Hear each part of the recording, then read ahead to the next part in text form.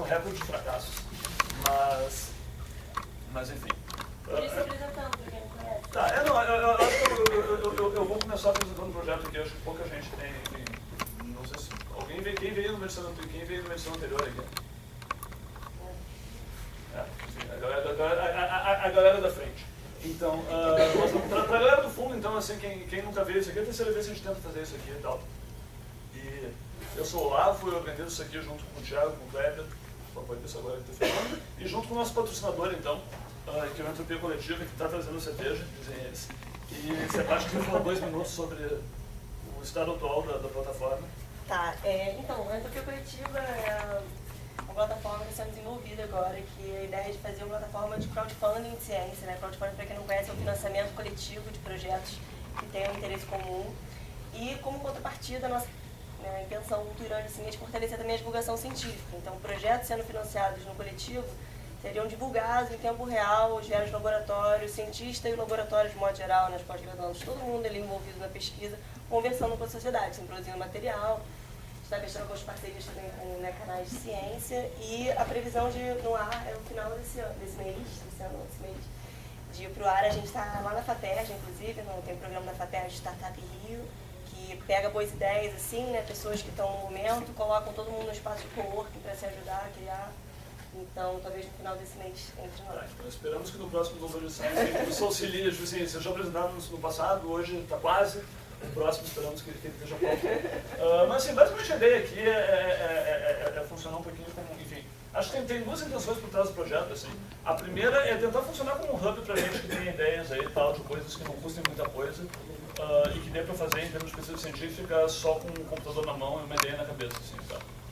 O que quer dizer funcionar um pouquinho como agência de fomento, assim, obviamente eu, Olavo e nós aqui não temos como dar dinheiro para você montar, sabe, fazer o genoma do carrapato, seja o que você quiser fazer, mas em termos de ideias que não custam nada, assim, fundamentalmente fomentar coisas é fazer pessoas se juntarem, assim. Então a primeira ideia, a primeira intenção é fazer um hub para pessoas que estão fazendo coisas, em geral sem custo aí e tal, se conhecerem, se juntarem, falarem do que estão fazendo, de uma maneira breve aqui e tal, para a gente trocar essa ideia. E para ver se a gente junta coisas aqui e tal, seria muito a comunidade, enfim, a comunidade, todo mundo que está aqui, assim, que não é a gente, mas que, enfim, que esteja a fim de mostrar um projeto ou uma ideia, traga aqui. Então, normalmente tem alguém que traz resultados de um projeto pronto, alguém que traz um projeto em curso, e alguém que traz uma ideia idiota que, enfim, pô, gostaria de fazer esse projeto aqui e tal, será que alguém pode me ajudar? Ou alguma coisa assim. E a gente tem mantido assim, na verdade, no fundo, além de ser uma apresentação de projetos, aí também é uma oportunidade de trocar ideias. Assim. Então, acho que os 2 primeiros eventos foram, sei lá, acho que teve uma hora de discussão depois aqui. A gente ficou trocando ideias sobre ciência, num ambiente mais ou menos informal, que acho que é uma coisa importante. Acho que a cerveja chegou. Então, assim, se vocês quiserem, enfim, só tenta não derramar no auditório, essas coisas assim e tal. Mas se vocês quiserem, assim, educadamente e tranquilamente, pegar uma cerveja, vocês podem. E eu vou apresentar, então, as posições do dia aqui e tal. Basicamente, a gente tem 3 projetos que, de certa forma, fazem pesquisa em cima da literatura científica publicada. Então, o primeiro vai ser a Sônia Vasconcelos, aí vou falar de uma coisa que acho que já está, pelo menos, parcialmente publicada, aí, sobre correção da literatura científica na América Latina. O Kleber vai falar um pouco sobre um projeto sobre tentar correlacionar tendências no PubMed com tendências no Google ou em outras redes aí de busca, em termos de interesse de pesquisa versus interesse da comunidade. E o Thiago vai falar sobre a acurácia de citações em artigos científicos aí. E assim, eu acho que discutir projetos que têm a ver com a literatura científica é um momento oportuno, assim. Tem bastante coisa acontecendo. Não sei, tipo assim, isso aí no nicho no mês passado, se alguém viu. Mas assim, existe uma crise de reprodutibilidade na literatura científica. Isso é uma pesquisa que eles fizeram com cientistas, assim, então, mas 52% dizem que tem uma crise significativa, 38% dizem que tem uma crise leve, 7% não sabem, e só 3% das pessoas dizem que o sistema não está em crise, assim, então, o que parece bem pouco. Eu falo bastante sobre isso, a gente pode falar mais disso depois, assim, a gente já falou disso em outras edições. Mas acho que a gente tem problemas reais na literatura que tem que ser corrigidos em termos de confiabilidade. E, na verdade, o próprio sistema de publicação também está, obviamente, em crise. Assim, você deve ter acompanhado isso aqui também. Isso aqui saiu na Science mês passado. É um levantamento de quem usa o Sci-Hub. A resposta é basicamente todo mundo, assim. Então, e acho que tem movimentos interessantes em termos de acesso aberto, de pré-print, de publicação de pré-prints. Eu acho que o sistema do peer review, como a gente conhece, está prestes a cair, assim, e eu seria o primeiro a derrubá-lo, na verdade. Então, assim, acho que trocar ideias sobre literatura científica eu acho que é um momento oportuno também. Então, sem mais delongas, pediria que quem apresenta o projeto, resultados, se mantenha aí em 20, 25 minutos para a gente não se estender demais e poder discutir depois. E que o Thiago tenha uma ideia para, sei lá, leve uns 5 minutos. Em 1 hora a gente pode começar a conversar, que é o que importa. De novo, tem cerveja no isopor. E vamos lá. Eu tenho que tirar isso por aqui. É HDMI ou é HDMI? Eu acho que não, porque a gente não conseguiu ligar o áudio do streaming, como sempre. Então, na verdade, acho que a gente se vê. Ué, mas você me ligou e funcionou naquela hora. Não, sim, mas não estamos sendo transmitido no mundo, então não adianta. Sabe? Acho que na sala a gente consegue sozinho, né? Se alguém quiser que a gente vá no microfone, a gente vai. Se quiser, sim. Mas tá frio? Né? Tá frio. Pois é, eu não tô com frio assim, eu tô bem. Nossa, tô ligado na ventilação só pra circular também. Eu tô correndo. Tá. Sônia?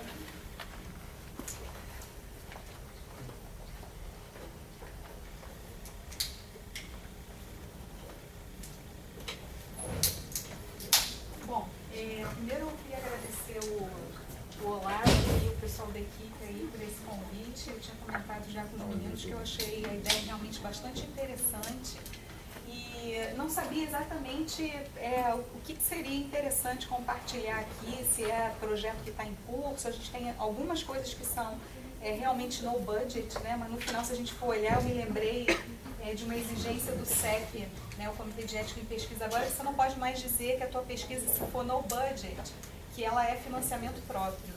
Você tem que colocar que você não tem um patrocinador principal formal, o seu patrocinador é o seu instituto, é o FRJ, mas não rola mais colocar financiamento próprio o próprio pesquisador, né? Então, na verdade, é mais ou menos assim que a gente tentou fazer esse trabalho, que eu vou mostrar para vocês, que está muito associado com uma tentativa de compreender a dinâmica de correção da literatura científica e como é que ela está associada com a dinâmica de produção científica nesse momento. E nesse sentido, obviamente, né, olhar para mecanismos de correção da literatura faz todo sentido, mas também tentar entender como que esses mecanismos eles dão conta, né, do cenário diverso que a gente tem de produção científica. Não é tão trivial assim. Aí eu acho que essa imagem dá conta do caminho longo aí que a gente tem para percorrer e tentar entender esse cenário. Antes de falar propriamente do artigo que motivou a minha sugestão para o Olavo, né, de falar um pouco de como a gente chegou nos dados e as conclusões preliminares que a gente chegou com esse trabalho, eu acho que nem todo mundo aqui está completamente familiarizado com a ideia do que é corrigir a literatura e do que vem sendo falado sobre isso. Então, só um pouquinho antes de chegar no artigo, eu vou falar muito brevemente, né, sobre isso, falando um pouco do que quando ela é feita, que tipos básicos de correção da literatura que a gente tem. Isso não é novo para a equipe que organiza o evento, mas seguramente para alguns aqui na audiência não é tão familiar, né? E por quem? E aí eu chamaria atenção para esse periódico da American Society for Experimental Biology. Esse periódico ele tem, em 2014, uma publicação bem interessante de autores que já falam sobre, que vem investindo muito nessa discussão sobre a correção da literatura. São caras que, de fato, apresentaram os resultados mais interessantes sobre isso nos últimos anos, o Casadevil e outros autores. E eles identificaram, né, primeiro uma tendência de aumento no número de retratações e como que essas retratações estavam associadas a erros na ciência ou práticas de má conduta. Eles conseguiram identificar que ao longo do tempo que se acreditava, né, que durante um certo tempo até, sei lá, 2012, se acreditava que boa parte das correções que se fazia na ciência, elas eram voltadas para erros. Os pesquisadores diziam que tinham determinados erros nas publicações e isso levava a uma correção. Eles entenderam que não era bem assim. Eles, na verdade, se debruçaram sobre dados mais amplos e identificaram que, na verdade, o percentual de má conduta ele aumentou muito ao longo do tempo em relação a alegações de erro, né? E foram esses mesmos autores que um pouquinho mais para frente, em 2014, eles levantaram a seguinte questão, que a análise que eles fizeram revelou problemas importantes no mecanismo utilizado para corrigir a literatura científica. E aí vai desde informação inacurada e até o fato de que muitas vezes uma determinada correção que deveria acontecer, porque de fato os dados são muito equivocados, tem problemas sérios naquela publicação, muitas vezes não é uma retratação, que seria o mecanismo mais severo que ocorre, é uma correção ou uma errata. E a rigor, uma errata ela é utilizada para corrigir coisas bobinhas, tipo um erro no título, ou a autoria que está escrita de forma errada, uma referência que está errada. Então, eles avaliaram que ainda tem muita confusão no campo de correção da literatura e da forma como ela vem sendo feita. Mas, afinal de contas, se a gente tiver que definir a correção, ela é um mecanismo editorial na comunicação da ciência que permite retificar um erro, uma imprecisão de qualquer natureza, né, e invalidar dados ou informações publicadas em um periódico científico. Então, é basicamente isso. Se a gente for olhar para o que normalmente motiva uma retratação, o que a gente vai achar aqui, como muitos já sabem, você deve retratar quando tem uma evidência clara de que os achados eles não são confiáveis, né, ou por resultarem de má conduta ou por erro honesto. Né? Então, seria assim, a motivação mais comum. Você pode também emitir uma retratação quando os dados eles já foram publicados ou tem citações inacuradas, quando você tem plágio ou alguma conduta antiética. E aí, se a gente for olhar os tipos de correção, basicamente são essas que eu mencionei. Expressão de preocupação já é uma sinalização de que pode haver uma correção mesmo, né? Depende de como a investigação vai acontecer, mas é uma luz vermelha que é posta naquela publicação e já demonstra uma certa preocupação da comunidade, né? O que a gente vê claramente, eu já estou chegando no trabalho, é que esse aumento, ele tem um pico marcante, né, lá em 2013, que é quando, de fato, essas questões começam a ficar mais acerbadas e o debate mais aquecido no cenário editorial. E você tem aí, obviamente, diversos mecanismos que possibilitam a retratação, critérios muito mais claros no cenário de publicações para retratação. Então, é uma série de fatores que faz com que esses últimos anos, de fato, tenham sido marcantes no campo de correção da literatura. E, além disso, uma compreensão maior, que aí parece, né, que começa a sair do mainstream science. Em geral, boa parte dessas discussões que a gente tem no campo da comunicação científica, elas são muito dentro da mainstream science. A gente fala sobre mecanismos de avaliação da pesquisa, o olhar e a lente que a gente usa, ela é muito voltada para mainstream science, né? A ciência que está publicada em bases menos visíveis, né, e que especialmente não tem uma inserção muito grande nas bases gigantescas lá do Thomson Reuters e tudo mais, chega nessa discussão de forma um pouquinho mais atrasada, né? E aí, dentro desse nosso endeavor, né, do No Budget Science, o que a gente começou a se perguntar era um pouco sobre isso, mas como é que fica esse cenário num campo de produção em que esses critérios não são muito claros, né? Existem outras motivações que a gente pode identificar para corrigir a literatura, e mesmo assim existem experiências editoriais diferentes com esse mecanismo de corrigir, né? E os autores também lidam com essas questões de forma diferenciada. Tem uma relação das revistas em bases na América Latina, por exemplo, que foram as bases nas quais a gente se debruçou, a relação dessas bases com grandes organizadores, digamos assim, desses mecanismos é muito distante, né? Se a gente olhar que boa parte da mainstream science que está publicada nas principais bases está afiliada aos comitês que lidam com essas questões no campo internacional de forma mais direta, a gente vê um contraste em relação a bases mais locais. Então, os pressupostos dessa nossa iniciativa é que a literatura científica e as ações editoriais sobre os mecanismos de correção refletem em grande medida expectativas e tendências da mainstream science, né? E o que a gente fez foi olhar um pouco para como essa questão da correção estava acontecendo na base do Cielo, né, e Lilacs, tentando entender se de fato, primeiro tentando entender se alguma coisa estava acontecendo realmente. A gente conversou um pouco sobre isso em 2013, achou que não valia a pena olhar, porque tinha pouca coisa acontecendo em termos de correção da literatura. Depois a gente se encontrou de novo, começou a ver que o cenário estava mudando, e aí, isso que vocês estão vendo aqui é o resultado de mais ou menos 1 ano e meio de trabalho. Quem está envolvido nesse artigo aqui é o professor Renan Almeida, ele é professor lá do PEB, do Programa de Engenharia Biomédica da COP. A Karina é minha aluna de IC, Fernanda e Aldo também são alunos lá da COP. Né? Então, a gente, na verdade, todo mundo trabalhou super assim,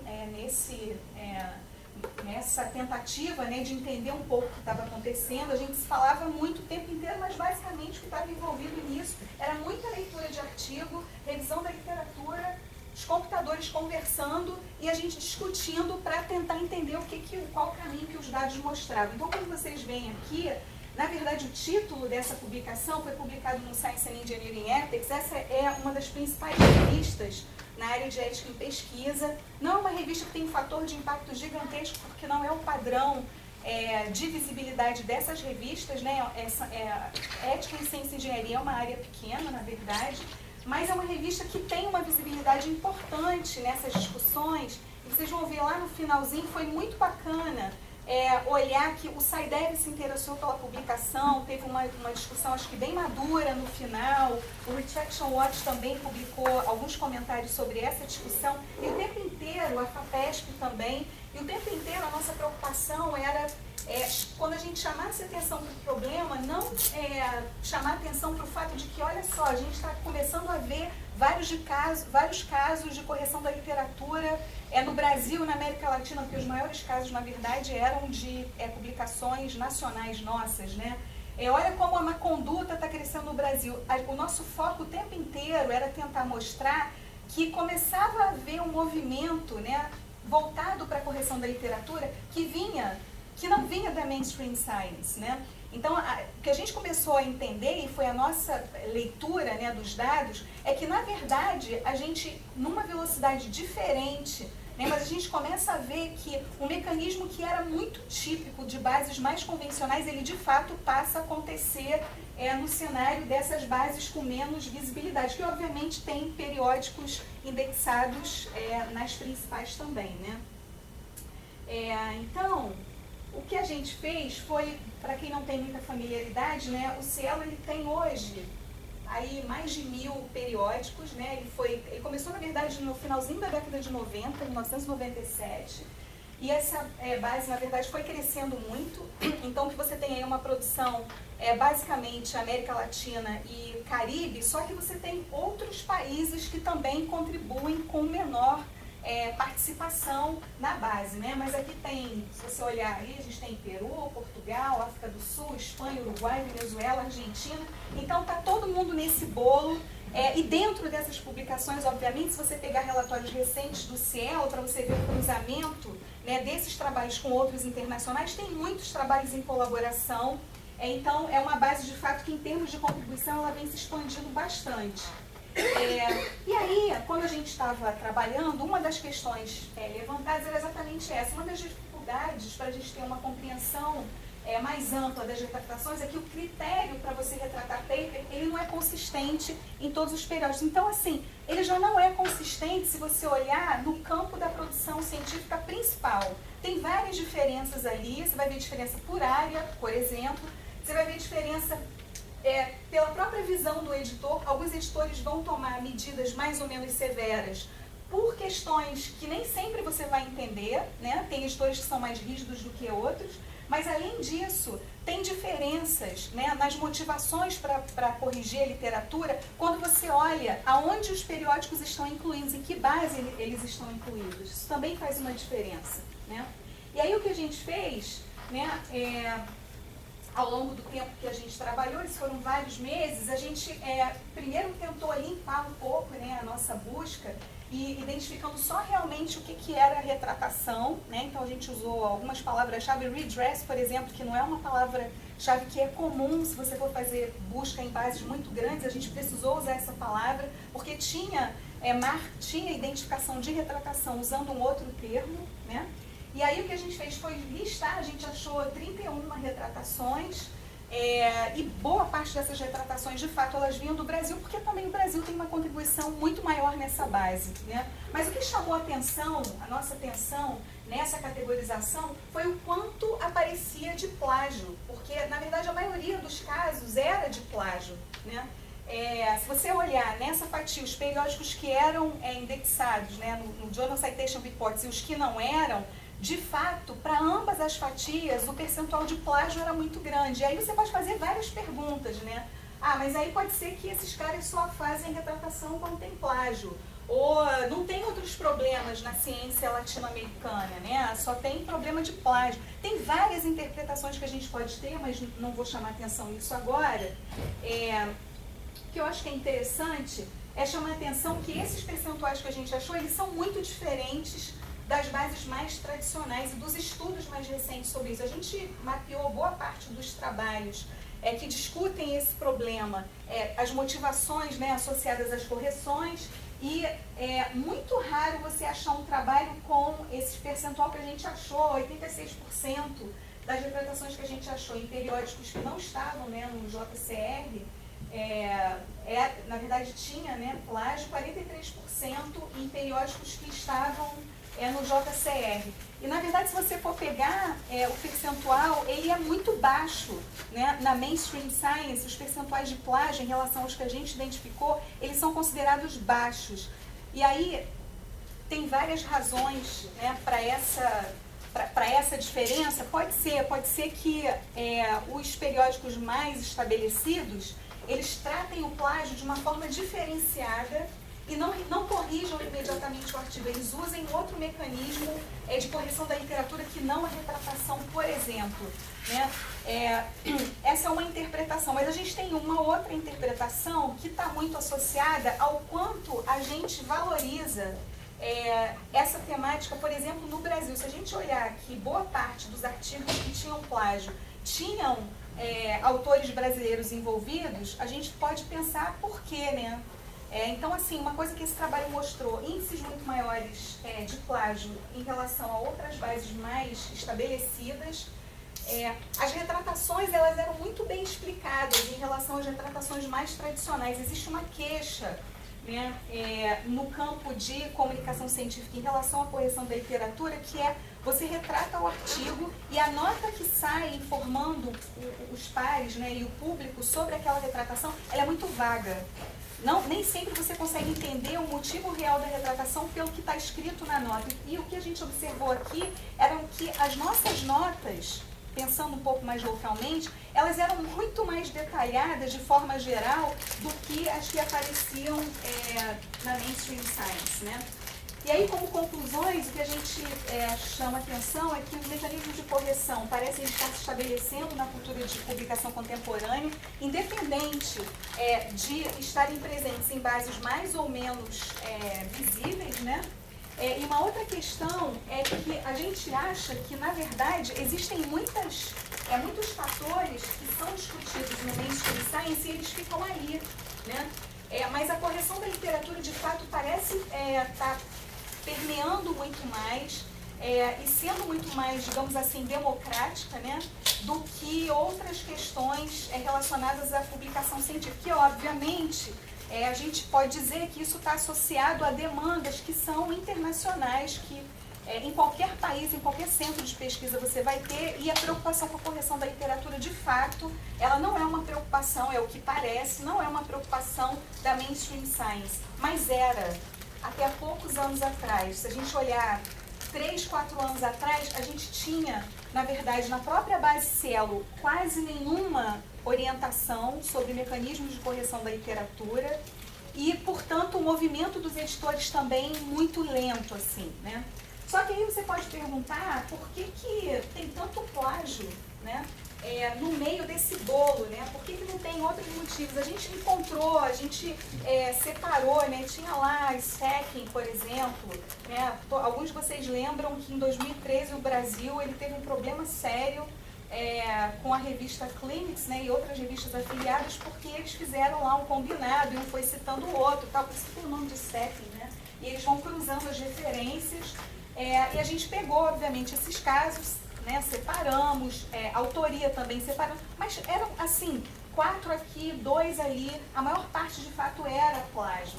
E aí se a gente olhar no Brasil, o Brasil é um dos países que tem demonstrado uma preocupação grande em relação ao plágio no cenário de ciência. Se a gente olhar para o CNPq é o único órgão financiador de pesquisa cuja definição de má conduta inclui o autoplágio, por exemplo. Se você pegar aí, tem estudos que mapeiam as definições de má conduta das principais agências e instituições no mundo inteiro, tem bem recente, inclusive.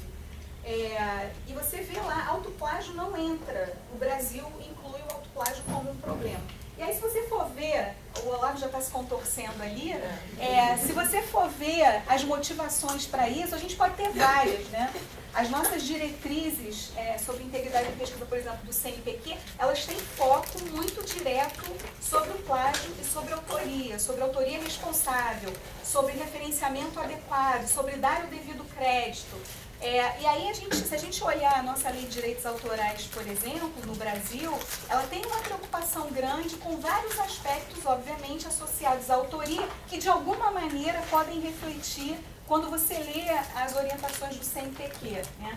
E aí tem outras questões sobre o plágio, para as quais a gente pode estar muito mais sensibilizado do que outros países, né? A gente vai continuar ainda olhando para isso, mas o fato é que esse tema, por mais que seja compreendido de forma diversa, né, por vários pesquisadores, eu sei que o Olavo ele tem uma posição bem particular em relação ao plágio, né, talvez seja pro-plágio, mas o fato é, quando você fala de plágio, você fala de várias coisas, né, você fala de apropriação de ideias, né, de resultados de pesquisa, você não está falando só de plágio de texto, né, o plágio ele tem uma relação muito forte com a ideia, inclusive, de originalidade na ciência, com quanto os pesquisadores têm cuidado, né, e zelam pelas ideias, ou quanto as pessoas se incomodam por terem ideias roubadas e tal. Então, não é à toa que nas principais definições de má conduta você tem o plágio de qualquer maneira, né? Por mais que a gente ache que ele não é importante, você vai pegar lá definição de má conduta do principal órgão americano, do principal órgão britânico, do principal órgão francês. O plágio está lá como um problema antiético e, obviamente, toda vez que isso acontece no campo de publicação, alguma medida normalmente é tomada. Agora, se essa medida leva à retratação, ou se ela leva a uma correção, ou se ela não leva a nada, isso depende muito do tamanho dessa apropriação, né? O que a gente viu aqui é que, de fato, o que parece é que no Brasil, plágio em publicações, ele está começando a ter um olhar mais cuidadoso dos editores, né? Isso é um fato que a gente observou. E se a gente olhar aqui, esse mapa, ele é resultado de um trabalho que foi publicado na PNAS, né? E boa parte desses dados, na verdade, eles foram obtidos em cima do archive. Eu acho que quase todo mundo aqui é familiarizado com essa base.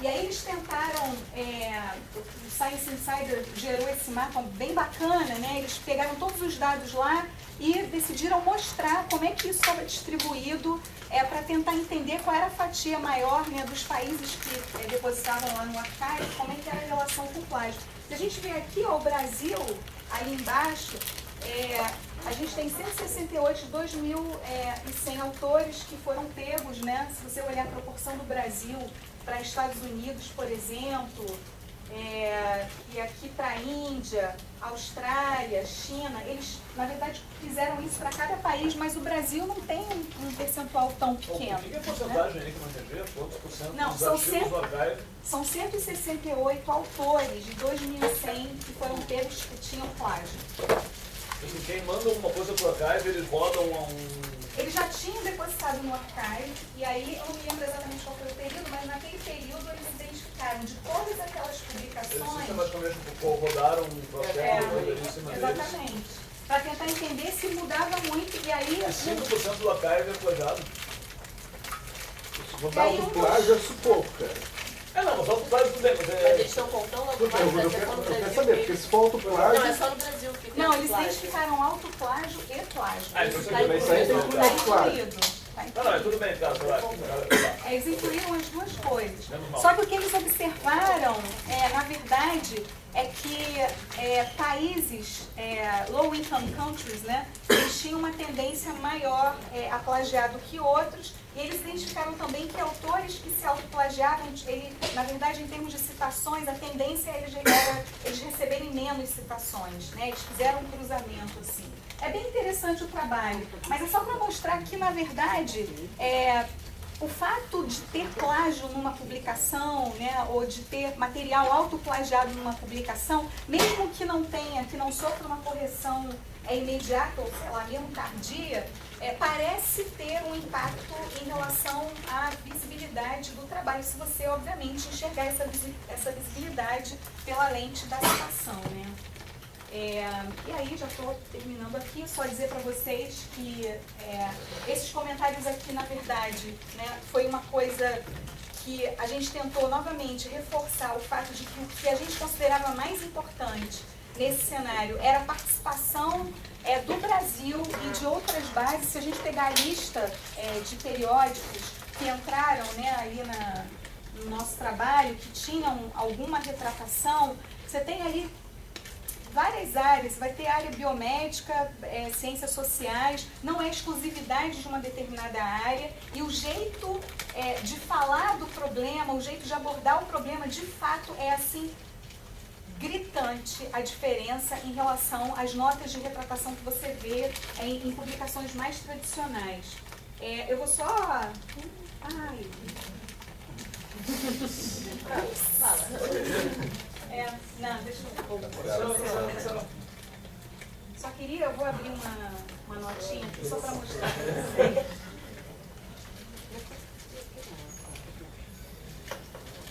Assim, eu quero muito dinheiro para botar o Cleber também, depois eu mostro A gente posso mostrar depois. acho que sim, não, só se vocês vão falhar total, eu vou nessa próxima.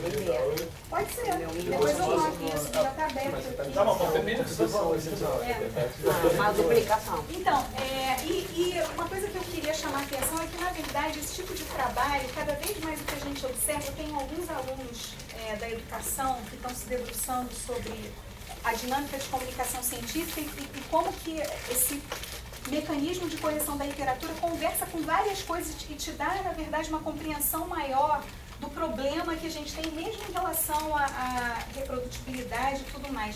O que a gente percebe cada vez mais é que, para a gente entender o que está acontecendo no campo da comunicação científica, precisa ser de dados empíricos, né, tal, você vai coletar dados de várias fontes, mas estudos sociais sobre o que está acontecendo, né, estudos sociais da ciência, e a relação dos autores com as revistas, com o sistema de publicação, com os mecanismos de avaliação, são, na verdade, ajustes finos, né, que você vai precisar fazer para entender o cenário. A pesquisa qualitativa nessa área, ela nunca teve com tanta importância e com tanta relevância como ela tem agora, né? Eu estava conversando com os alunos, já estou encerrando aqui total, estava conversando com os alunos na disciplina de metodologia de pesquisa, os alunos da educação, e uma coisa que eu comentei, que eu acho que assim, é bastante importante, né?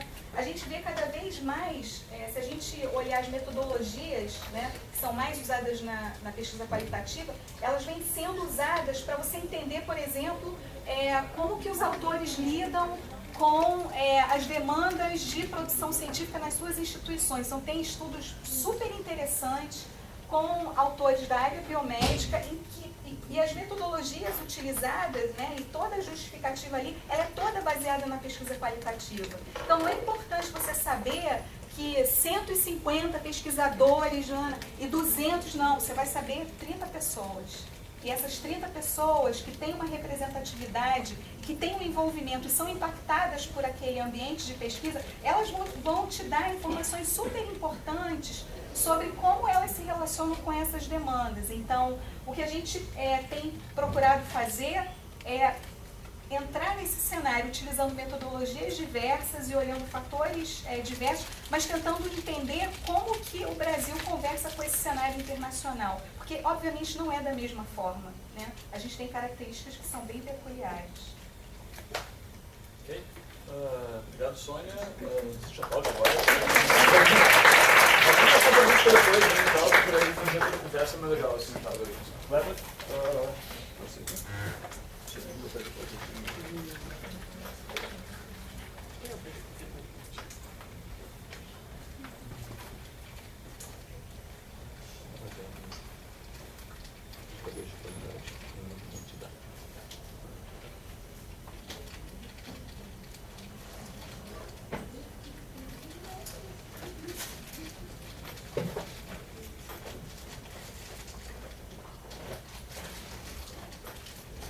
uma pessoa assistindo o streaming sem som. Não sei quem é, mas... Sem som? É, não vejo que vai ver você pra mas se você está realmente ocupado, a senhora é você. Pode ser a mãe de alguém. Bom, vamos lá. Movimentação Eu não apresento postada ninguém no aqui, grupo tá, mas eu acho que assim, grupo de o informal é WhatsApp da legal, família. assim, não importa quem ele seja, assim, e tal. Vamos ver se tem moral também. Eu acho mais divertido, assim, e tal, todo mundo igual, tá maluco aí. Vai. Isso é a apresentação. Então, a gente colocou isso como projeto em curso, mas é mais para um pitching com um piloto, ou algo assim. Que é, só que eu vou fazer em 20 minutos, tá? Só com 5. Então, o nome, nosso nome coloquial é PubMed Trend. A ideia toda é saber se o interesse da academia anda junto com o interesse da sociedade. Então, como que a gente sabe se quando a sociedade está muito interessada no assunto, a academia reflete esse interesse e começa a pesquisar esse assunto, ou pode ser que a academia fique lá dentro de si própria, pesquisando algo obscuro que a sociedade nem liga, ou vice-versa. Então, esse tipo de questão foi o que motivou o projeto. E aí tem as duas coisas principais que você tem que fazer. Você tem que ter uma maneira de medir o interesse da academia e uma maneira de medir o interesse da população em geral. Para medir o interesse da academia, especialmente em ciências biomédicas, é bem fácil. Porque a gente tem o PubMed e tem lá um banco de dados enorme com tudo que é publicado. E no final o interesse da academia se reflete em papers, que a gente podia estar olhando, sei lá, investimento do governo em áreas específicas. Mas em última análise isso se reflete em número de papers, porque é isso que a gente faz, a gente produz papers. Então, acaba que o PubMed é uma boa medida do que a academia está fazendo. E aí o PubMed é legal porque eles têm isso aqui. Quando você busca aqui, GRIP, eles te dão aqui por ano quantos papers foram publicados com essa palavra-chave. E você pode baixar isso com uma tabelinha bonitinha que o PubMed já faz para você. O Google Scholar também tem agora implementado, né? O Trends do Google no Google Scholar. Talvez Não, eu acho que é só você restringir. Eu já vi uma apresentação que a pessoa falou que tinha feito isso pela escola. Posso estar enganada, eu só associei o Trends do Google com... Trends específicos de escola? Não, chutei que esse cara fez dessa forma, mas tem como fazer, porque ele fez Para medir o interesse do público, aí que entra o Google Trends e tal. Porque assim, a alternativa é perguntar para as pessoas o que elas acham de ciência. E aí o ex-Ministério de Ciência e Tecnologia, ele faz essa pesquisa, tem umas 3 ou 4 já começou. O primeiro é de 87, eles fazem, sei lá, quase 10 anos. Tem uma de 2015 e aí eles estão perguntando para as pessoas o que vocês acham de diversos aspectos da ciência e qual o seu interesse em ciência, e tem essas coisas legais. Tipo, o percentual dos entrevistados que declara que a gente tem que aumentar o investimento em ciência e tecnologia. E a maior parte dos brasileiros, da amostra pequena que eles têm, acha que a gente deve aumentar o investimento em ciência. Se você olha o questionário inteiro, o público brasileiro é bem favorável à ciência e gosta e tal. Parece que tem uma demanda que a gente não tá preenchendo de conteúdo científico. A alternativa é, tipo, stalkear as pessoas no Google. E aí, para isso, tem o Google Trends. O Google faz isso para você, nem dificulta esse trabalho. Então, o Google tem esse serviço já há muito tempo, desde 2004 que tem os dados. Eu não sei se o serviço existe desde 2004, mas você consegue dados a partir de lá. E que, curiosamente, é quando o Google virou empresa pública. Então, é ali que eles começaram a guardar muitos dados de todo mundo. E o Google Trends deixa você buscar um termo qualquer, tipo a Patrícia falou, e te dá um gráficozinho tipo do PubMed, só que com uma resolução muito melhor, de dia em dia, semana em semana. Então você pode pegar qualquer termo, tipo gripe, você pode ver como que isso varia ao longo do tempo. Aí eu estava pensando num exemplo para colocar aqui e mostrar o que o Google Trends faz para quem não conhece. E aí depois de eu pensar muito, eu pensei que o melhor exemplo é a minha própria orientadora. Então se você buscar Suzane Coelho, você vê como é que é o volume de buscas do nome dela no Google ao longo do tempo. E aí tem uns picos. Aqui o primeiro pico em 2013, que foi o lance da profissionalização do cientista, o famoso post do blog Quem Quer Ser Cientista. Depois, olha só, o crowdfunding aqui em 2 momentos na virada do ano e agora quando ela sai do país. Então você vê que isso reflete, é um exemplo de como o volume de buscas reflete o interesse da população naquilo e se está acontecendo alguma coisa, se aquilo é interessante no momento. Então é mais ou menos essa informação que a gente vê no PubMed e, de novo, você consegue baixar isso bonitinho, como uma tabela. O Google já aproveitou o interesse e o volume de buscas para prever gripe. Então, na epidemia de H1N1, que foi de 2008 para 2009, eles fizeram o Google Flu Trends. Ele é um paper na Nature em que eles tentam detectar as epidemias antes delas acontecerem, porque eles comparam com dados do... Tá vendo? Eles conseguem gráficos assim, o vermelho são dados do CDC, colhidos de hospital e de relatórios das pessoas mesmo, indo lá no campo buscando. Só que isso demora, então o CDC tem um atraso de tipo 2 semanas, eles sabem como estava a epidemia 2 semanas atrás, quantos casos de coisas parecidas com gripe tinha. E o Google não, o Google tem interesse das pessoas buscando em tempo real todo dia. Então eles ganham uma margem de 2 semanas. E aí eles tentam prever para onde a gripe vai. E eles conseguiram. Em 2009 isso foi um maior sucesso. Isso é em 2009, eles continuaram fazendo isso agora? Então, a história é interessante, porque em 2009 super funcionou, eles usam esses termos aqui. Isso aqui são exemplos que tem no paper. Então eles não buscam simplesmente, que é o que a gente fez até agora, que a gente busca botar gripe. Porque nem sempre a pessoa com gripe sabe que ela tem gripe, ou talvez ela tenha tido gripe e nem sabe. Então eles buscam coisas tipo sintomas de bronquite, que é uma complicação possível de uma gripe. Então, se você está buscando isso, talvez você tenha tido o próprio nome do vírus, ou amoxicilina, que é quando você tem uma infecção secundária, você está buscando que antibiótico usar e tal. Então, eles usam vários termos, jogam isso no modelo, vê qual prevê melhor a tendência e depois usam isso para antecipar o futuro. E aí deu super certo, Fred. Agora a história. Então, deu super certo, eles fizeram um site que você não consegue acessar mais. Mas antes você conseguia, era legal na época, você podia clicar e ver durante a epidemia para onde estava indo, e como estava aumentando em cada local e tal, eles separavam por... Deve ser porque eles não conseguiram replicar, né? Não, então, em 2009 super funcionou, mas aí na epidemia de H5N1, que foi a outra, ele super falhou. E aí tem um outro paper na Nature também, criticando o modelo, dizendo, olha como Big Data não funciona. E no final eles culparam o modelo, falaram que o modelo tinha que ser recalibrado e tal, mas depois disso saíram, tem uma matéria na Wired, e tem um artigo na Nature que saiu ao mesmo tempo, em 2013, e aí eles tiraram do ar. E aí não existe mais o Google Flu Trends. Porque, sei lá, é perigoso, a gente está mexendo com coisas sérias. E tá. Então, isso é só para mostrar o quanto de informação dá para tirar do Google Trends, e a nossa ideia aqui é relacionar o Google Trends com o PubMed. Então daí o PubMed Trends. Então a gente pode olhar aí no Google Trends e buscar H1N1 e a gente vê que isso aqui é a epidemia de 2009. Todo mundo buscou e depois ninguém liga. E a mesma coisa para o PubMed. A gente pode olhar como é que o número de artigos publicados a cada ano varia e ver se tem uma correlação entre os dois, se um correlaciona com o outro com algum atraso, ou quando alguém se interessa, logo depois a academia reflete, ou não, a academia ignora o que o público pensa. Cara, Zika é bem interessante. Eu tava brincando ontem no Google Trends porque Zika era tipo uma linha reta, ninguém Ninguém sabe que Zika existe nunca, até assim, nunca na história. Aí começa a fazer um pico enorme agora. Assim. Então, o Zika não tem, porque Zika é só 2016 que começa a ter paper. Então não, mas eu coloquei Zika ontem. Não, no Google sim, mas no PubMed a gente só tem os dados de 2016 que estão incompletos. Então, ano passado não tem muito paper sobre Zika ainda, mas agora tem um monte, só que o ano não completou, então fica... E o PubMed só te dá a resolução de ano a ano, que é até razoável para a ciência, porque a ciência não anda tão rápido assim. Mas o Google te dá uma resolução, se fosse semana a semana nos dois, aí daria, mas uma semana é nada. Você pode fazer o dado de quando é que está saindo semana a semana, tá ali, tem a data para todo mundo. Assim, nada, é só uma questão de... Não, mas aí, sei lá, sai numa semana determinada, porque sei lá, o revisor atrasou ou não, ou coisa assim, né? Não sei, tem função de pegar. Talvez não adiante.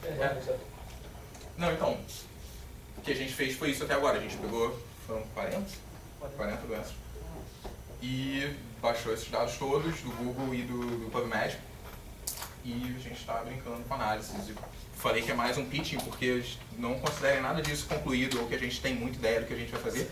A gente tem os dados, então se vocês tiverem alguma... seria interessante ver isso, a gente está topando sugestões. Então, só para mostrar o tipo de coisa que dá para ver. Então, H1N1, que é o exemplo que eu estava usando. Então, as linhas pretas são sempre a tendência no PubMed e o vermelho é sempre o Google. E o PubMed tem dados desde 1950 e sei lá quanto, mas o Google começa de 2004, então a gente só faz isso de 2004 para cá, o que limita bastante. A gente tem 12, 13 pontos. Vocês têm dados de bola? Tem. Calma,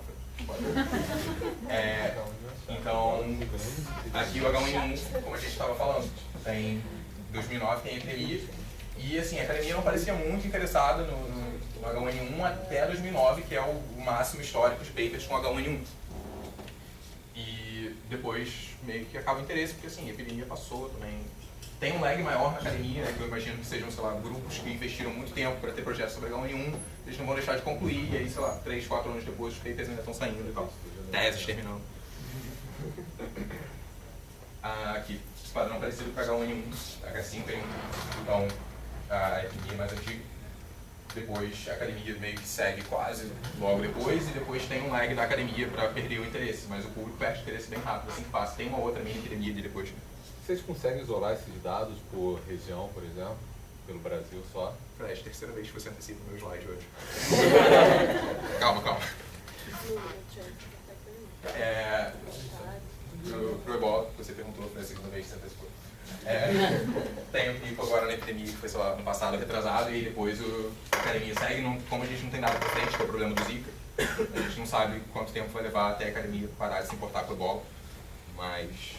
Você tem os títulos originais, de fato, assim, que tem, sei lá, a Nature, a Science, que tem um monte de journals, de coisas que são jornalismo ali, tá? Boa notícia, não sei o que. Mas isso também não reflete interesse. Isso tá tendo junto, assim, não, mas só que assim, não é só pesquisa necessariamente, né? Claro. Alguns são. Mas é o interesse da academia também. mas Tudo bem, não, enfim, sei lá, mas aqueles... Que mais que nem tudo isso aqui é cientista verificado. Mas editorial da Nature tem lá e tal, ou só aqueles que Tem a parte de jornalismo e tal. Science, Nature, PLOS e tal, coisa assim, tem uma coisa... Mas isso não é indexado, que é tipo correspondência ao editor. É indexado, sim. Mesmo quando é tipo só análise de notícia, esses são indexados? Só um comentário. Mas o comentário é indexado, mas o jornalismo. É um newspiece, assim, tá? A gente tem uma chamada agora. Tem que... Não, é pra gente estar recolhendo. Isso aqui é chikungunya. Chikungunya tem o primeiro surto grande, que é de 2006, naquela ilhazinha de Reunião, lá do lado de Madagascar. E aí é quando a academia passa a se interessar, isso meio que vai crescendo, até que chega agora os casos dos mais recentes, e aí de novo o interesse pula. Então para infecções é bem legal ver quando tem epidemia. Dengue, que é uma coisa mais antiga, vem da década de 90, então a gente não sabe exatamente quando foi o pico, o que aconteceu, mas é um interesse crescente que meio que correlaciona com o público. Como exemplo contrário, aqui varíola. Não sei como estava antes de 2004, mas ninguém está ligando mais para varíola, então vamos torcer para não ter um bioterrorista qualquer aqui.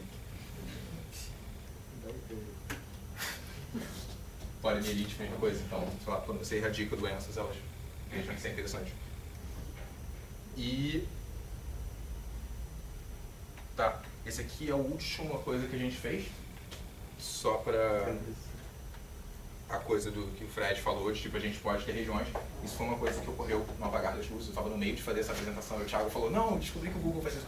E aí, o Google, além de dar, quando você baixa os dados do Google Trends, além de ele dar todos, semana a semana, qual foi o volume de buscas, ele dá também quais são as top regions, né, as regiões que mais buscaram aquele termo. E aí você tem alguma regionalização, você sabe se isso daqui foi muito buscado nos Estados Unidos, isso daqui foi muito buscado em Gana. E aí a gente pode usar esse dado para, sei lá, fazer alguma coisa. E a gente fez uma coisa muito porca, nem sei bem o que isso significa, mas só para mostrar que uma direção possível de análise do trabalho. A gente pegou todas as 40 doenças, que aqui inclui também não só epidemias e tal, tem algumas doenças psiquiátricas e tal. É um conjunto arbitrário de doenças que a gente escolheu para começar. Mas a gente só separou em tipo, se os países mais interessados são da OECD ou não, países desenvolvidos ou não. E aí você vê que isso aqui é a correlação entre as duas tendências. Então, sei lá, nos mais correlacionados são os que sugerem pra gente que o interesse da academia segue muito bem o interesse da população. Google Trends Club médio. E o rol é ligeiramente mais alto, isso aqui não é significativo, mas é uma possibilidade também, como o Fred falou, de tipo, a gente pode olhar as regiões diferentes e ver se esses fenômenos acontecem de diferentes maneiras em diferentes regiões. Quando você fala interesse, pelo menos dos dados que você mostrou, eu não sei se é bem interesse, é mais uma demanda, né? Porque teve um surto de alguma doença, então você tem uma demanda, não é um interesse. Diferencia interesse de demanda para mim. Oi? Diferencia interesse de demanda. Eu estou interessado em saber sobre chikungunya. Minha mãe está com Porque tá tendo epidemia, sim. Minha mãe está com chikungunya e eu tenho que saber alguma coisa porque Mas isso não- está tendo um surto. Mas isso não cresceu seu interesse por chikungunya, por causa da sua mãe também?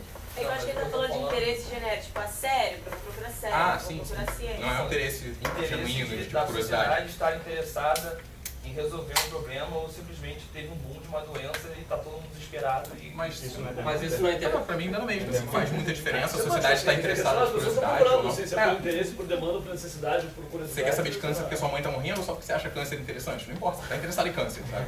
Então, pra mim, eu acho que são coisas diferentes. Porque Não são, tem mas... um tipo, porque no caso do que você mostrou, eu acho que aí vai sempre acompanhar, porque você vai ter sempre um surto. Você falou que tem outros exemplos de outras doenças que você também está procurando.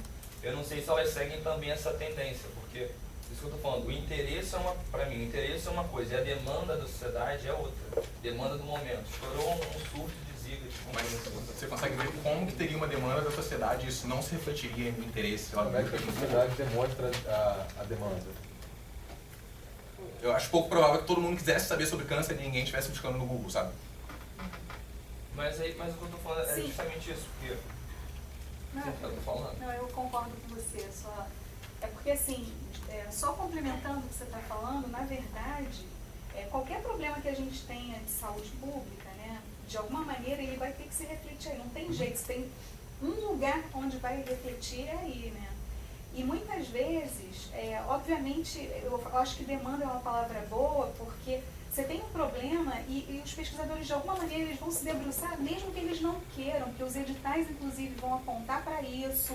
É resolução de problemas, não adianta. Então, isso vira uma demanda social, digamos assim, que a academia cumpre. Como aconteceu com o Zika. Mas se você olhar uma coisa, tipo, talvez mais neutra, não sei se neutra seria a melhor palavra, mas, por exemplo, doenças negligenciadas são importantes sempre, né? Porque tem um grupo de pessoas que vão sempre estar negligenciadas em relação àquela doença e olhar para isso, por exemplo, o Lucas, né, que está trabalhando com isso, para ele até seria bastante interessante. Isso, por exemplo, porque doenças negligenciadas estão sempre negligenciadas, né? É bem diferente desses picos que a gente tem. Mas, Então, não, concordo. A gente tem algumas negligenciadas que estão... Posso mostrar os gráficos? então, mas depois? você misturar isso, eu acho... Entendeu? Não, esse aqui eu misturei porque foi corrido e eu precisava só... será que sim, tem alguma sim. coisa? Mas não, a gente tem as negligenciadas, a gente olhou gráfico a gráfico, não é tão claro, é difícil de interpretar. O Fred está falando que vai direto de tá vendo também edital, o quanto de edital tá abrindo. Então, isso é mais ou menos o que o Sobre Lucas, isso. Lucas faz, Porque as pessoas estão sabe? atreladas. Mas, tipo, isso pra mim, a academia direciona os editais para resolver um problema que a sociedade tem agora. Isso pra mim é a maneira da academia refletir o interesse da sociedade. Ou não dá para tirar essa não sei, relação. não. Ou a academia é direcionada para um edital porque a Você acha que a burocracia... FAPERJ lançou Zika por quê? Não foi porque a sociedade falou, caramba, Zika. Foi Os porque... caminhos normalmente não são assim. Ou pode ser, não sei, mas é um terceiro dado que seria super interessante. Eu acho que anda junto, assim. Eu acho que assim, vocês estão querendo fechar, se eu vou cortar a verba do alfabeto, isso aqui é a primeira coisa, pô, Zika aqui, tá? Porque tá muito certo, né? Você tem um exemplo em que essa conexão não existe? Em que aquilo que aparece na sociedade também não aparece na academia? Ou o inverso, a academia está procurando alguma coisa que não tem nada a ver com o que a sociedade está demandando? Então, Porque eu acho que todos os gráficos que você apresentou tiveram essa conexão, entendeu? Mas um monte boa parte da pesquisa básica... Então, pô, exatamente sabe, isso. aí, A maioria esmagadora da pesquisa básica na universidade é feita independente do que a sociedade está dizendo ou deixando de dizer. É que isso aí tá tudo normalizado, né? A gente tá vendo um tempo trend, eu tô errado. Sim. E vocês filtraram para doenças também. Exato. se eu não me engano, eu acho que eu coloquei isso ontem, se você colocar ciência, tem uma queda do número de buscas por ciência no Brasil e na academia isso aumentou. Mas eu tenho quase certeza que foi ciência, vou até confirmar, que é tipo caindo assim, ao longo dos anos, né, de 2004, diminuindo a busca pela palavra ciência. Claro que eles podem estar buscando outras coisas. Eu vou conferir aqui, eu acho que... Desculpa, Tá, pera, eu terminei pra... Bem. Não, só para achar alguma de não relacionamento. Chickenpox. Tem o interesse do Google está subindo, mas o do PubMed ninguém... Não, mas você não tem intervalo de confiança aí, quer dizer, você pode ser só ruído, assim, tem tão pouco coisa aqui e tal que nem... Não, você tem que definir qualquer métrica que você usar para falar que as duas são equivalentes. Você tá normalizando isso tá tudo, tudo... O Google é complicado porque ele não te dá... Ele não te diz exatamente o que ele te dá. Ele te dá um número que é comparável dentro do mesmo gráfico, sabe? Você sabe que se dobrou daqui para cá o interesse, foi uma dobra realmente, mas se isso como Você se não tem relaciona uma com o quantidade, quer dizer, outro... uma coisa é uma flutuação assim, quando tá lá em cima, uma coisa botei 1 para 2, Então, o Google não te dá um número absoluto. Mas assim, no Google isso é sempre... No Google, no mundo inteiro, isso é sempre um número razoável. Pro PubMed é mais um problema, porque tem, a gente não sai tanto. Mas pro PubMed a gente tem os dados absolutos, então dá pra fazer esse controle. Mas aqui tá tudo normalizado pelo maior ali, só pra ter 0 a 100, né? Também é, por exemplo, colação negativa. Família é outro. Esse número do Google não é em número de visitas, de buscas, não? Não, isso ele não te revela. Isso ele te revela se você for cliente e pagar pra botar anúncio. Ele te diz exatamente. Budget size. Mas aí foge da proposta. Não, mas enfim, só para mostrar rapidamente que tem gráficos em várias formas e tal. Eu mostrei os das epidemias porque são mais claros a diferença de não interesse e interesse do público, mas tem todo tipo de coisa. Você começou comentando sobre a sociedade, eu acho que até no meio da conversa alguém falou, a sociedade influenciar a academia ou a academia ficar sozinha dela. Você pensa na perspectiva da academia também influenciar o interesse barra demanda da Então, a sociedade? gente tentou ver isso com um exemplo específico do Hodgkin, né? Como é que é Hodgkin em português? Não, Restless Legs, Hodgkin, então são doenças que a psiquiatria discute se são inventadas ou não. E será que depois que todos os psiquiatras começarem a falar em Restless Legs, a galera começar a buscar, mas pareceram confusos. Mas algo que não parte da sociedade. Vai ter as campanhas do Brain Awareness Week no Neuroscience. Nos Estados Unidos, assim, quando começaram há muitos anos, né? Começaram foi a ideia de se nós chegarmos na sociedade. O que vai aparecer na mídia também é a coisa do momento. Mas há muito tempo, porque antes de 2004, porque a gente não está em 2007. O Olavo está preocupado com a hora. Não, assim, eu prefiro deixar porque as perguntas para depois, põe todo mundo aqui e vira bate-papo assim, então. Mas não sei se tem mais alguma coisa para mostrar. Não, só crédito, tem que agradecer o Olavo. O que eu fiz? Eu Você vi meu nome ali, então eu não fiz nada. Em dezembro você fez um comentário, tipo, pô, será que foi Acho que foi no retiro que a gente teve isso daí. Se não fosse isso. E o Thiago é o colaborador do projeto. Não me mete nessa. Você colaborou botando a gente no mesmo retiro. É verdade. Tá, fomento. Thiago, você já terminou. Já terminou. 5 minutos e depois vira bate-papo. Recorrido.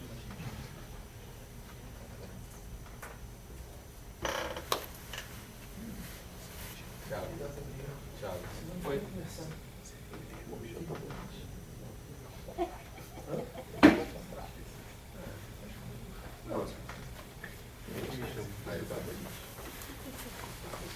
Então, eu fiquei incumbido e me ofereci para a parte do pitching, que eu me ofereci para essa parte mais porque eu acho a parte mais interessante, porque não é qualquer palestra que você chega e tem um pitching, não é qualquer evento que tem um pitching. E a ideia do pitching que o Olavo deu é de você dar uma ideia de projeto que ou está bem no começo ou nem começou, mas que agrega alguma coisa interessante, nova. E a gente teve desde como analisar a pornografia, até o Fred falando do crowdfunding, que são coisas novas. Então, eu tinha uma ideia que eu acho que agregava no sentido de falar de algo novo, que é o crowdsourcing. Então, e como isso pode ser aplicado, com uma ideia, na análise de citações e artigos científicos. E o que é crowdsourcing é a definição da Wikipedia, é que ela é um processo de obtenção de serviços, ideias, ou conteúdo em geral, mediante a solicitação de várias pessoas. Então, é um conjunto de pessoas, é uma comunidade, muitas vezes online, porque é mais fácil, que influenciam a formação de alguma coisa, de um conceito, de um programa, de uma pesquisa. E exemplos do dia a dia disso são a Wikipédia, a própria Wikipédia, é uma fonte de crowdsourcing, porque cada um pode postar sobre alguma coisa. O Linux e o navegador, o Firefox, são todos feitos por pessoas, alguns mais específicos que outros, mas são todos, o programa do jeito que está, ou a página do jeito que está, só é assim pela contribuição de diversas pessoas. Na ciência, a gente tem alguns exemplos, e o primeiro exemplo que eu conheci faz um tempo já, eu era adolescente, faz pouco tempo. Mas o primeiro que eu conheci foi o Zooniverse, que era um crowdsourcing de você procurar supernovas e planetas. Então, o site te dava um espectro, te treinava, não é tão fácil. Ele te treinava, te dava um espectro de iluminação, alguma coisa dessa de astronomia, que você tinha que identificar como planeta, estrela, não sei o quê, que era uma base de dados muito grande, que era difícil para um computador fazer, e que o olho do ser humano é muito melhor do que o próprio, na época também não tinha muito aprendizado de máquina muito desenvolvido, que o ser humano é muito melhor de fazer e olhar, e esse foi o site. Hoje em dia eles têm um site muito mais bonito que esse antigo, que eles têm projetos em todas as áreas, desde biologia até história, linguagem. Então tem uns projetos do tipo, vamos digitalizar todos os livros de Shakespeare. Então tem uns livros que só tem escrito à mão, escaneado, ou cartas antigas do navio de não sei onde, e que está tudo escrito à mão, e você vai lá e as palavras que você consegue ler, você marca e transcreve. Então isso tudo é um crowdsourcing, e também é ciência. Um que está importante, que publicou bastante até, foi o Foldit, que é um joguinho. Eles fizeram um joguinho que você pode ir lá se cadastrar, também não é um jogo fácil, parece fácil, mas não é. Que você vai lá, você joga, e o jogo na real é para achar as melhores posições de aminoácidos dentro das configurações que ele te dá e dos parâmetros que ele te dá. Então é tipo um joguinho, um Lego, que no fim você está contribuindo lá para o algoritmo dele para achar conformações proteicas otimizadas. Então eles publicaram inclusive alguns papers na Nature, Nature Biotechnology e Nature aqui embaixo, sobre esse tipo de algoritmo de achar o novelamento proteico. E eles acharam algumas conformações de algumas proteínas que não conseguiam só com cálculo computacional. E Folded Players são os autores, né? É verdade, isso é legal. Eles são os autores, assim, você vê os autores e Folded Players são eles. Se você for no site da Nature, Folded Players, você clica e ele te dá um arquivo com o nome de todo mundo que jogou esse jogo e ajudou com isso. Então você também virou um autor, mesmo sendo 200 pessoas. E tem plataformas gerais, assim, de crowdsourcing. Uma famosa é o Amazon Mechanical Turk, que aqui você pode ver, você tem um requester, que é a pessoa que quer alguma tarefa. Então tem tarefas do tipo, então, tipo, transcribe, em até 35 segundos, escreva uma palavra que tá escrito extenso, assim. E tem umas tarefas assim bobas que para o cara é importante, tem algumas publicidades, tipo, essa loja aqui vende o quê? Para classificação, coisa que gente é muito melhor do que máquina. E até o nome do Amazon Mechanical Turk é interessante, tipo, artificial intelligent. Então eles terceirizam, só que é diferente de terceirização, porque todo mundo pode entrar e concluir. E dão uma recompensazinha. Então tem aqui, tipo, cada tarefa que tu faz, tu ganha 5 centavos, 1 centavo de dólar. E você faz isso pelo dinheiro e você ajuda alguém a completar uma tarefa que categorização, visão de coisa, que a gente é melhor do que as máquinas ainda. Só um comentário, no Brasil ele não roda. Eu tentei me cadastrar. Cidadão americano, você tem que ter o IP, inclusive dos Estados Unidos, para funcionar, para colocar projeto e para responder projeto. Sim, eu tentei me cadastrar para responder, ele falou assim, a gente não vai te aceitar. Aí, e por que a gente não vai falar? Porque o nosso porquê é fechado, é privado e foda-se. Né? Então, mas a ideia é legal. A gente tentou colocar um projeto, foi mó... Mas a ideia é legal.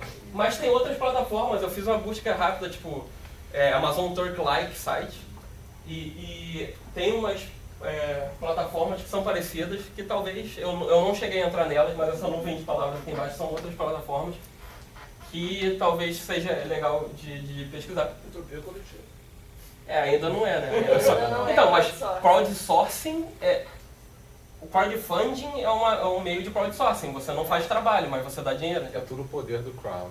Exatamente.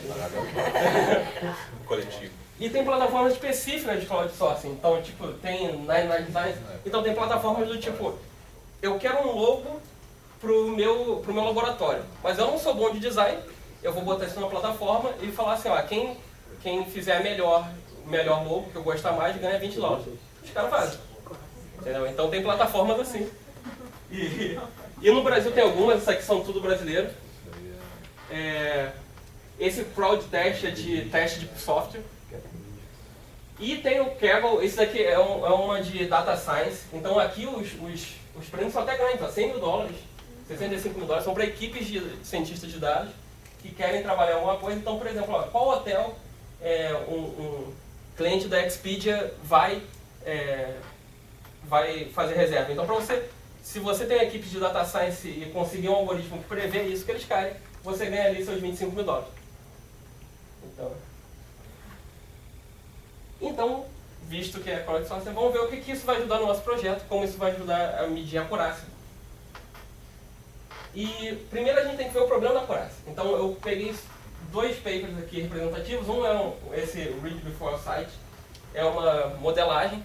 E nessa modelagem, que eu não vou me aprofundar, mas o cara meio que mede, ele pega alguns papers, mede o quanto de citação está mal colocado, ele extrapola isso para o resto das citações, mas ele estima que só 20% dos citers, das pessoas que citam alguém, realmente leem o paper. Não, é mais simples que isso, ele pega erros de citação. Se eu citar uma citação errada, eu botar a página errada, como que isso se propaga assim e tal. Assim, sei lá, se tiver um erro de citação, sei lá, os erros de citação se propagam de uma maneira que assim, 80% das pessoas leram uma citação, pegaram a citação da citação e não a citação original porque eles propagaram o mesmo erro. Sim. Era isso, né? Eu botei no meu paper um typing errado, tipo, nature eu botei com I, e a pessoa pegou a mesma coisa, o mesmo erro e copiou direto a minha citação e botou no paper dela, e esse erro vai se propagando. Ele mediu isso e estimou para o resto e o outro paper era um que... Oi? Ah, tá. 66 aí. Isso. Não, o outro paper ele fez um trabalho um pouco mais profundo, só que o autor sozinho, ele entrou em 36 papers que ele gostava e procurou as citações desses 36 papers e viu se tinha alguns erros, mas a maioria dos erros era tipo erro de autor, de título, não sei o quê. E ele tem outros erros, tem outra tabela grande no paper dele, mas eu não vou dele. Mas ele procura erros nessas citações e ele viu que dependendo do paper vai erros de 66%, então 66% das pessoas que citaram o paper X ali erraram quando citaram, de alguma maneira, ou de tipografia, ou no contexto, e o menor foi de 8%. Então, no mínimo, 10% das pessoas que te citam estão erradas, assim, alguma coisa, na estimativa dele. No universo dele, algum paper estava completamente certo? Não. E apesar de preocupante, se você procura citation accuracy, você acha tipo 11 resultados no PubMed. Mas isso aqui é meio trapaceado, eu botei entre aspas para citation accuracy, porque se você bota citation accuracy sem aspas, ele acha 200, assim, mas nada a ver, assim, aquele negócio tipo a acurácia da medição do fósforo, não sei. Mas é preocupante porque quase não acha literatura sobre isso. E é uma coisa preocupante porque se você não confia nas referências que o cara botou, como é que você vai confiar bem ou mal nas conclusões e interpretação do cara? E para terminar, porque o Olavo também já está... o plano de ação, então, seria que os próprios pesquisadores avaliassem suas citações. Então, por exemplo, se eu quero convidar o Olavo, a Patrícia para participar, eu enviaria formulários para eles, tipo, você foi citado 20 vezes, 10 vezes, 5 vezes nessas revistas, nesses papers. Procura onde você está citado e preencha um questionário sobre essa citação que foi feita de você. E um exemplo disso seria, sei lá, eu fiz agora um formulário sem título. Assim. O autor me citou num contexto certo, a citação foi sobre o foco principal do paper, não foi sobre o foco principal. E o que eu ganho com isso é que, além de julgar erros de tipografia, como foi o foco do outro aqui, eu vou julgar também erros de interpretação, que é uma coisa que ninguém é melhor que o próprio autor para avaliar. E porque eu preciso de alguém, parece um projeto simples, né? Por que eu estou aqui fazendo esse pitching? É porque principalmente eu não tenho tempo, eu já faço muito projeto paralelo e o Olavo não deixa eu fazer mais. E vista a falta de tempo, eu tenho falta de interação e feedback com muitas pessoas, que é o alvo do crowdsourcing. E isso tudo leva à minha pouca habilidade de responder e-mails rápido. Então, isso tudo são habilidades necessárias para quem quiser se envolver, por isso que eu vim aqui fazer esse pitching, porque eu tenho a ideia, mas não tenho essas habilidades. E se tiver alguém, sugestões sobre o que fazer e interessados em trabalhar nisso, a gente está aqui para conversar. Valeu.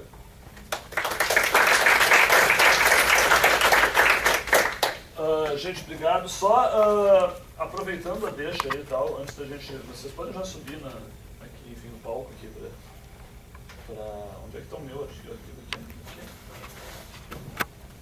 Mas só aproveitando a deixa do crowdsourcing aqui, eu tenho duas chamadas rápidas aqui, nessa linha aqui. Então, uma delas é o nosso colaborador na linha de Google, o Malcolm McLeod. Se vocês seguem, na verdade, a Nature, em 2013 ou 2014, eles fizeram uma chamada grande sobre a reprodução, tipo assim, pô, temos que melhorar a reproduzibilidade de pesquisa, não sei o que e tal. Eles fizeram uma reformulação do processo de review deles, eles mudaram o formulário que o reviewer tem que preencher, deram formulários padrão para os autores, assim, pô, coloquei as legendas em todas seguras, o que é barra de erro, qual é o N, não sei o que e tal, contrataram os estatísticos, fizeram toda uma reformulação do processo de peer review deles. Na verdade, eles são interessados em ver se isso funcionou. Então, basicamente, a ideia é você, sabe, fazer uma avaliação metodológica antes e depois desse evento aí e tal, para ver, poxa, sei lá, se eu fazer um score metodológico do paper aqui com vários critérios, isso melhora ou não. Isso está em aberto. Você pode ganhar brindes, inclusive, assim e tal. Enfim, o site é esse aqui, se alguém quiser tirar uma foto ou uma coisa assim e tal. Se não, posso mandar, me mande um e-mail que eu mando a referência. Mas, e eles são fazendo isso por crowdsourcing. Então, assim, se vocês quiserem participar dessa coisa, que é uma coisa, assim, eu acho meio complicado, é difícil, sabe? Eu fui tentar me treinar, assim, só tomei pau, assim, tá? Não consigo chegar. Mas, assim, é interessante o sentido assim, poxa, quanto de coisas que deveria entrar num paper que a gente não se preocupa normalmente, assim, tá? Acho que como experiência de aprendizado legal, ainda que tome um tempo. Tem uma amiga nossa que foi ali que fez 91 papers, a Silene lá e tal. Não sei, ganhou o iPad, mas ela pirou, assim, não queria nunca nesse tempo, assim, e tal. Mas, assim, é uma coisa legal, é uma experiência de crowdsourcing, e acho que, assim, tem alguma coisa para ser aprendido em fazer isso aqui, você faz um treinamento, enfim, como score, várias coisas de qualidade metodológica. Acho que é uma coisa interessante. E, segundo aqui, isso aqui é um paper que, na verdade, não está procurando crowdsourcing, está procurando voluntários, mas é o Jonathan Kimmel, é um cara do Canadá que trabalha no processo científico e tal. A Constance é quem toca isso aí, eu tenho Berlim. A gente participou como voluntário, mas basicamente é uma questão de como os cientistas conseguem fazer predições. Então, a ideia é, se você tem um experimento que você está fazendo, você fala com eles antes de fazer o experimento, faz uma previsão de, poxa, o que eu acho que vai dar. E depois que o experimento vai acontecer, você manda os resultados assim e tal, e aí você tem um debriefing lá e tal. Mas basicamente a ideia é ver quanto que os cientistas conseguem prever os resultados dos seus experimentos, quanto isso varia num cara mais sênior, num cara mais júnior, enfim. E se vocês quiserem participar e tal, escrevam para Constance ou escrevam para mim, mas eles estão procurando voluntários também e tal. constancehoma@gmail.com. E era isso, acho que Sônia pode subir aqui também e tal. Mais uma chamada aqui e tal. Carol, tá aqui? Não vai acontecer isso? Vai. Tá, então 29 de junho, às 16 horas, o pessoal da empresa Júnior Antônio Paes de Carvalho, alguma coisa assim, tá promovendo uma mesa redonda sobre acesso aberto ao conhecimento. Eu vou estar lá, o Stevens, o Aurélio, quem mais? O Viane da Arca da Cruz, Guilherme do Ramo FJ e Gilberto também da Cruz. Onde vai ser? Então, eu estou só esperando o lugar do auditório. Tá, então, bom, dia 29, às 16 horas, em algum lugar do CCS, a gente vai discutir isso aqui, tá?